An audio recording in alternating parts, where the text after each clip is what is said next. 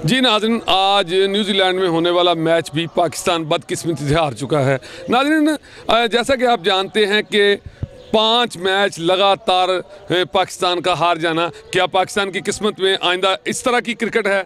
नाज़रीन, इस हवाले से शहरियों में काफ़ी गम गुस्सा पाया जा रहा है। ये तो सिलेक्शन कमेटी का काम है कि वो ये देखे कि आया कि कौन प्लेयर किस विकेट पर अच्छा खेल सकता है। अगर हमें ज़रूरत थी सीनियर प्लेयर्स की तो हमें सीनियर प्लेयर का साथ लेना ज़रूरी था।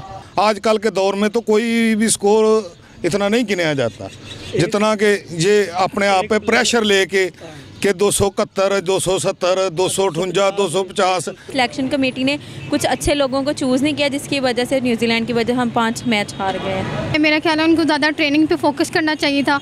अगर ट्रेनिंग प्रॉपर होती तो शायद आज सिनेरियो कुछ और होता है, शायद हम खुशी मना रहे होते पाकिस्तान की जीत की। नए प्लेयर्स लाए और पाकिस्तान ने जो प्रीवियस रिकॉर्ड है, जो उन्होंने 2020 मैच में इंडिया के खिलाफ इतना अच्छा खेला, सब कुछ किया और जीते भी, लेकिन उसके बावजूद पता नहीं किवीज़ के सामने क्यों नहीं बोल पा रहे कि जो अरबाब इख्तियार है उनको नए लोगों को मौका देना चाहिए, टीम में नए लोगों को हायर करें। बहुत एनर्जी है लोगों में, बहुत टैलेंट है। अगर यही पुराने लोग खेलते रहेंगे तो ऐसा ही होता रहेगा। सबसे पहले ये बात करना चाहता हूँ कि जिस काम में कोई तसलसल ना रहे वो कभी कामयाब होता नहीं।